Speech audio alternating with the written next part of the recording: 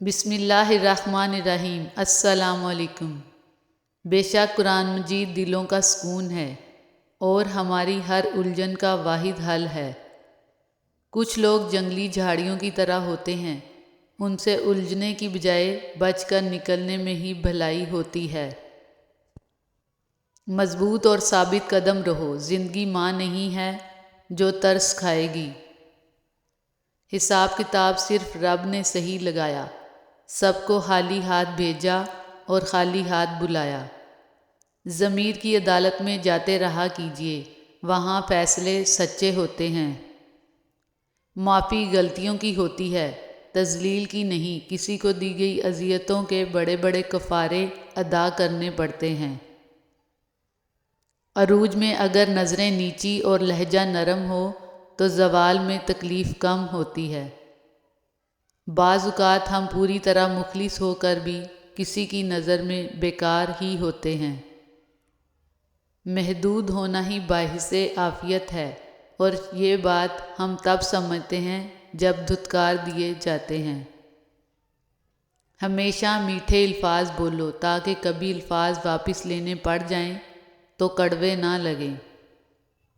باپ کے زندہ رہنے تک ہر بیٹی شہزادی ہے۔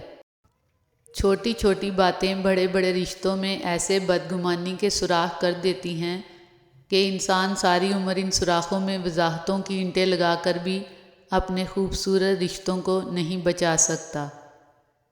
بیٹیاں دشمن کی ہوں تو بھی ان کے اچھے نصیب کی دعا کیا کریں۔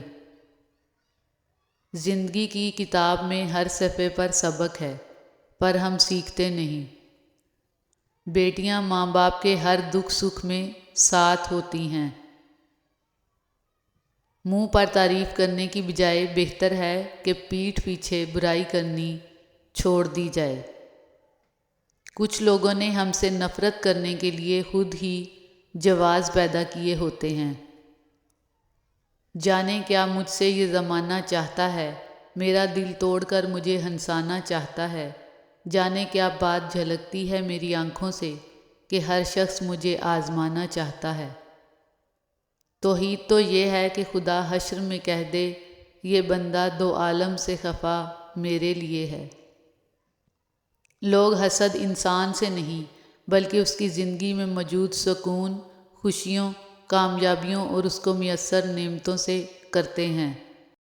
محبت کے سفر میں سوال یہ نہیں ہوتا کہ چھاؤں میں کون ساتھ بیٹھے گا، سوال تو یہ ہے کہ کڑی دھوپ میں کون آئے گا جو سائے کی تلاش میں آپ کا سایہ بن کر آپ کے ساتھ رہے۔ لوگوں کو اتنی جلدی معاف کر دیا کرو جتنی جلدی تم اللہ تعالیٰ سے امید رکھتے ہو۔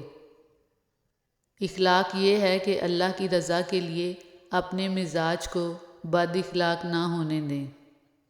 جو کہتے ہیں پیچھے مڑ مڑ کر ماضی کو نہیں دیکھنا چاہیے، غلط کہتے ہیں، بار بار دیکھنا چاہیے تاکہ اپنی اوقات یاد رہے، کہاں سے چلے تھے کہاں جا پہنچے، کیا کیا غلطیاں کیں اور کیا سبق سیکھے۔ ہم نیکی اس وقت کرتے ہیں جب برائی کے قابل نہیں رہتے۔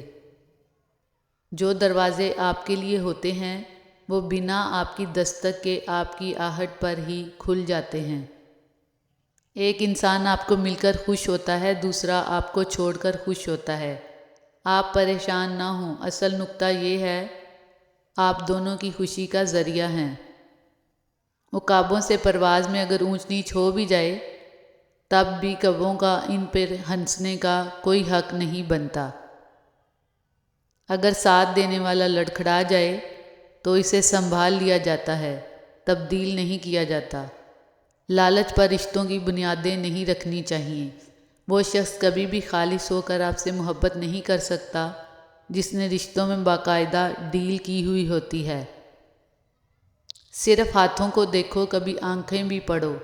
کچھ سوالی بڑے خوددار ہوا کرتے ہیں۔ دل میں جب جگہ نہیں بچتی، درد آنکھوں میں پھیل جاتا ہے۔ کسی انسان سے اتنا ہی لگاؤ رکھیں جتنا آپ اس کی علیحدگی یا نفرت کا دکھ برداشت کر سکیں۔ عزت اور تعریف لوگوں سے نہیں مانگی جاتی، اللہ کی ذات دیتی ہے۔ اگر حق کو پہچان نہیں سکتے تو باطل کے تیروں پر نظر رکھو، جہاں لگ رہے ہوں وہی حق ہے۔ ہر انسان کو اپنی سوچ سے نہ دیکھے انسان، کسی کا دل گلاب کی پتیوں سے بھی نرم ہوتا ہے۔ کبھی کبھی دل کے ٹوٹنے کی آواز اتنی بے آواز ہوتی ہے کہ جو دل کے قریب ہوتے ہیں وہ بھی نہیں سن پاتے، لیکن جو شے رگ سے بھی قریب ہے وہ خوب جانتا ہے۔ ماں کے پاس جا کر بیٹھ جایا کرو، کیونکہ ماں کے ساتھ گزرا ہوا وقت قیامت کے دن نجات کا باعث بنے گا۔ 2 دن کی زندگی ہے، اسے 2 ہی اصولوں پہ گزار دو، رہو تو پھولوں کی طرح، بکھرو تو خوشبو کی طرح۔ کون کہتا ہے اللہ نظر نہیں آتا؟ ایک وہی تو نظر آتا ہے جب کوئی نظر نہیں آتا۔ جو لوگ رشتہ نبھانے کے لیے دل بھڑا کرتے ہیں، اکثر ان لوگوں کو دکھ، تکلیف اور دھوکے ہی ملتے ہیں۔ انسان اپنی زندگی میں گزرتا ہوا وقت تو نہیں دیکھ سکتا، لیکن اس گزرتے ہوئے وقت میں بہت کچھ دیکھ لیتا ہے۔ شوگر کی بیماری اتنی بڑھ گئی ہے کہ لوگوں نے میٹھا کھانا پینا تو کیا، میٹھا بولنا ہی چھوڑ دیا ہے۔ ہماری زندگیاں برف کی طرح پگھلتی جا رہی ہیں اور ہم نفسانی خواہشات کو پورا کرنے میں لگے ہوئے ہیں۔ بیٹی وہ باغ کا پھول ہے جو ہر باغ میں نہیں کھلتا۔ اللہ تعالیٰ ہر بیٹی کا نصیب اچھا کرے، آمین۔